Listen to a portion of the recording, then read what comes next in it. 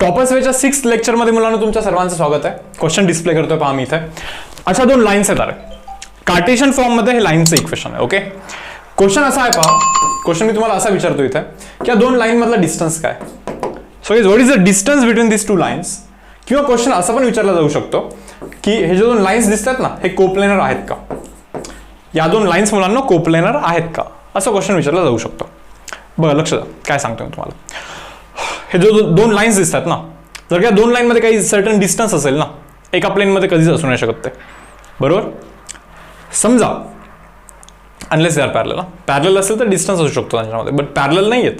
Parallel नाही आहेत पण तरी पण जर का डिस्टन्स असेल मग समजून घ्यायचं की ते एका प्लेन मध्ये नाही आहेत. मी थोडंसं जवळ जवळ जवळ जवळ जवळ आणतोय, डिस्टन्स 0 करतोय. डिस्टन्स जर का 0 झाला त्यांच्यामध्ये मग समजून घ्यायचं की ते एका प्लेन मध्ये येतात, कोप्लेनर बनतात. पण कोप्लेनरिटी ऑफ टू लाईन्स हा 2021 म्हणून डिलीट केलेला आर्टिकल आहे, but distance between lines okay हा आर्टिकल तरी आहे पहा सिलेबसमध्ये आपला. सो असा आर्टिकल आहे, हे दोघांना लाईक थोडंसं इंटरलिंक करतं, सो म्हणून डिस्कशन करतोय मी याचा. फार काही अवघड क्वेश्चन नाही आहे ओके, पण थोडंसं नीट लक्ष द्या. एक प्रॉपर्टी आपल्याला इथे थोडंसं लक्षात घ्यायची. कोणत्या प्रॉपर्टीबद्दल बोलतोय नीट पहा. यार आपल्याकडे दोन लाईन्स आहेत. अरे या दोन लाईन मधला डिस्टन्स काहीतरी असेल ना. Say for example equation of this line be x minus of x1 by a1 is equal to y minus of y1 by b1 is equal to z minus of z1 divide by c1. पहा या लाईनचा असा equation आहे. हा जो दुसरा line आहे ना त्याचा equation x minus of x2 by a2 is equal to y minus of y2 by b2 is equal to z minus of z2 divide by c2. Assume करा की यार हे दोन लाईनची असे आपल्याकडे इक्वेशन्स आहेत. ओके, या दोन लाईन मधला जो डिस्टन्स असतो that distance is given by formula. त्याचा काय असतो फॉर्म्युला पहा. x2 minus of x1 y2 minus of y1 z2 minus of z1. इथे a1 b1 c1 इथे a2 b2 c2 hole divide by. बघा काय समजलं ना. x2 minus x1 y2 minus y1 z2 minus z1 पॉईंट्सचा difference subtraction करायचं आहे. पहिल्याचे डायरेक्शन रेशो, दुसऱ्याचे डायरेक्शन रेशो, डिवाइड बाय काय असतं इथे आय जे के असतं की नाही. त्याच्यानंतर हे same a1 b1 c1 पहिल्याचे direction ratio, a2 b2 c2 दुसऱ्याचे डायरेक्शन रेशो. हा वेक्टर येईल काहीतरी, तर वेक्टरचा मॅग्निट्यूड फाइंड करायचा. तर वेक्टरचा काय फाइंड करायचं मुलांना, मॅग्निट्यूड फाइंड करायचं. खरं आता या समसाठी मला याची थोडीशी जास्त गरज नाहीये.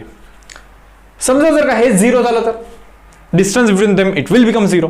ॲज्युम करा 2 मिनिटासाठी की तो न्यूमरेटरच जर का 0 झाला तर तुम्हाला समजतं का त्या दोन लाईन मधला डिस्टन्स 0 बनतोय. या दोन लाईन मधला डिस्टन्स 0 बनतोय म्हणजे लाईन्स आर कोप्लेनर किंवा डिस्टन्स 0. ओके, दोन्ही आर्टिकलवरती क्वेश्चन होऊ शकतो. बरोबर. मी तुम्हाला क्वेश्चन काय विचारतोय जरा नीट पहा, लक्ष द्यायचं. पहा एंडला जाऊन थोडी बहुत लिंक लागेल बरं तुम्हाला. हे असं काहीतरी दोन लाईन दिले तर इथे एक लाईन आहे, इथे एक लाईन आहे. बरोबर. आता या दोन लाईन मधला मला डिस्टन्स जरा फाइंड करायचा. डिस्टन्स फाइंड करायचं म्हणजे पहिले हे तर काढायला लागेल ना तुम्हाला. x2 मायनस x1 नाही का. हे मायनस साईन कॉमन केलं तरी b मायनस सी बनतं. मायनस साईन कॉमन केलं तरी a मायनस डी बनतं. x2 मायनस x1 बरोबर. y2 minus y1 b minus a z2 बरोबर मायनस हे minus a z2 minus z1 b plus C minus a plus D. बरोबर. First लाईनचे direction ratio alpha minus delta alpha plus delta. बरोबर. Second लाईनचे direction ratio beta minus gamma beta and then beta plus gamma. Clear आहे सर्वांना आहे. म्हणजे ठीक आहे यार चलो ओके. आता मी तुम्हाला असं सांगतोय पहा की समजा जर का मी column number 1 changes to column number 1 plus 1 times column number 3 असं केलं समजा. When a constant multiple of any column is added or subtracted into any other column, then value of determinant it won't change. समजा याचा value काढण्याची तुम्हाला इच्छा आहे, म्हणजे फक्त न्यूमरेटरचा व्हॅल्यू काढण्याची तुम्हाला इच्छा आहे आणि हे असं काहीतरी आलं. थोडंसं सिम्प्लिफिकेशन म्हणून मी काय करतोय, दोघांना जरा ऍड करतोय. या दोघांना ज्यावेळेस मी ऍड करेन तर मला असं समजतं इथे दोघांना ऍड करतो नाही का, म्हणजे याच्यामध्ये हा ऍड करतोय म्हणजे हे बी मायनस ए अल्फा बीटा हा तर ॲज इट इज, इव्हन हा पण ॲज इट इज, तो पण ॲज इट इज, बस हा इथे फक्त ऍड होणार आहे. समजतं का रे. मायनस डेल्टा प्लस डेल्टा हा ऍड होते वेळी कॅन्सल होऊन alpha plus alpha is 2 alpha बनेल इथे. Minus gamma plus gamma cancel होऊन beta plus beta is guys 2 beta बनतोय की नाही. आता हे दोघे पण ऍड कराल ना, काय समजतं पहा. हे minus C plus C cancel होणार ऍड केल्यानंतर. बरोबर. त्याच्यानंतर आणखीन काही कॅन्सल होतं का पहा बरं. हे मायनस मायनस प्लस डी आणि हा मायनस ऑफ डी कॅन्सल होणार की नाही. मग राहतं काय पहा, B plus B is 2b. 2b minus A is minus 2a. समजलं तुम्हाला हे. आता मी तुम्हाला असं सांगतो की इथे 2 2 2 दिसतोय. या तिघांमधून 2 जर का कॉमन केला तर 2 ला बाहेर करायचं, इथून काढून टाकायचं. तुम्हाला माहिती डिटर्मिनंट मध्ये कसं असतो, जे कॉमन करायचं असतं ते एका फक्त रो मधून किंवा एका फक्त कॉलम मधून कॉमन करायचं असतं. एका कॉलम मधूनच अख्खं मी कॉमन केलं 2. दिसतं असं मग इथे की बी मायनस ए अल्फा अल्फा बीटा बीटा हे दोन कॉलम एक्झॅक्टली सेम दिसतात. when two columns are identical value of determinant becomes 0. म्हणजे हा जो डिटर्मिनंट आहे ना हा 0 बनतोय, म्हणजे त्या दोन लाईन मधला डिस्टन्स 0 बनतोय, म्हणजे ते दोन लाईन्स कोप्लेनर बनतात. तुम्ही मला म्हणत असाल की सर हे कशासाठी सांगतात?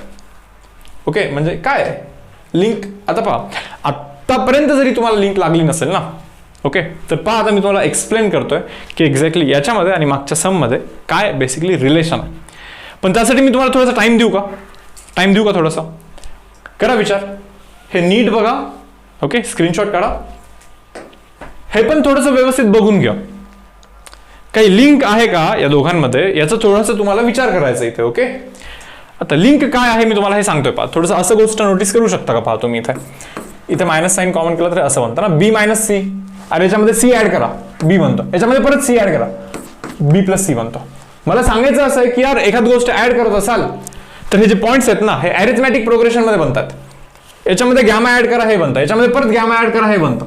अब हे खालचे डायरेक्शन रेशो पण परत अरिथमॅटिक प्रोग्रेशन मध्ये आहेत. इव्हन तुम्ही इथे पहा ना, इथे मायनस इथे प्लस डेल्टा ऍड करा अल्फा बनतो, परत डेल्टा ऍड करा तो बनतो. Even these direction ratios are in arithmetic progression again. बरोबर, हे पहा मायनस साईन कॉमन कराल तर इथे मायनस ए मायनस डी, डी ऍड करा ए बनतो, परत डी ऍड करा ए प्लस डी बनतो. यार बनतो की नाही? म्हणजे ते पॉईंट्स पण परत अरिथमॅटिक प्रोग्रेशन मध्ये आहेत. पण तुम्हाला समजतं का? सर्व पॉईंट पण अरिथमॅटिक प्रोग्रेशन मध्ये, सर्व डायरेक्शन रेशो पण अरिथमॅटिक प्रोग्रेशन मध्ये. मग अशा केसमध्ये डिस्टन्स बिटवीन लाईन झिरोज बनणार किंवा लाईन्स कोप्लेनर्स बनणार ना. पहा, हे असं असेल तर लाईन कोप्लेनर असतात, बरोबर आहे. पण असं जर का नसेल तरी पण ते लाईन कोप्लेनर किंवा डिस्टन्स बिटवीन लाईन 0 बनू शकतो. ओके, असं आपण बिलकुल क्लेम नाही करत आहे. आपण इतकंच क्लेम करतो की असं असेल तर 100% 0 डिस्टन्स बिटवीन लाईन 0 किंवा कोप्लेनर. बरोबर, नसेल तरी बनू शकतो. बरं, हे थोडंसं नीट लक्षात घ्या आधी. मला काय म्हणायचं आहे, 4 आहे 7 आहे 10 आहे. 4 मध्ये 3 ऍड करा 7 बनतो, 3 ऍड करा 10 बनतो. -1 आहे बरं हे. ओके, त्याच्यानंतर हा 1 आहे. -1 मध्ये 2 ऍड केलं की 1 बनतं, परत 2 ऍड केलं की 3 बनतं. यस, पॉईंट्स आहेत अरिथमॅटिक प्रोग्रेशन मध्ये. 2 ऍड करा बनतं. 0 ऍड करा 0 ऍड करा, म्हणजे ऍड करण्याची गरज नाही. 1 1 1 पण अरिथमॅटिक प्रोग्रेशन मध्ये आहेच ना. म्हणजे पाहता क्षणी तुम्हाला डिटेक्ट झालं पाहिजे की पॉईंट्स अरिथमॅटिक प्रोग्रेशन मध्ये आहेत. इव्हन खालचे डायरेक्शन रेशो पण अरिथमॅटिक प्रोग्रेशन मध्ये आहेत. काही कॅल्क्युलेशन वगैरे करण्याची गरज नाहीये. डिस्टन्स बिटवीन लाईन विचारलं तर डायरेक्टली 0 सांगायचा. कोप्लेनर जर का बोललं तर हा आहेत बोलायचं. कोप्लेनर आहेत ना, कोप्लेनर आहेत ना, आहेत की नाही? बरोबर. डिस्टन्स बिटवीन लाईन 0 बोलण्याआधी थोडंसं लाईक काळजी घ्या की बघा की बाबा पॅरलल तर नाही येत ना ते चुकून. पॅरलल जर का असतील तर काहीतरी असतो डिस्टन्स. मान्य, कोप्लेनर असतात पॅरलल वाले, पॅरलल लाईन्स कोप्लेनर असतात, पण त्याच्यामध्ये डिस्टन्स पण असतो शेवटी. मान्य तुम्हाला आहे?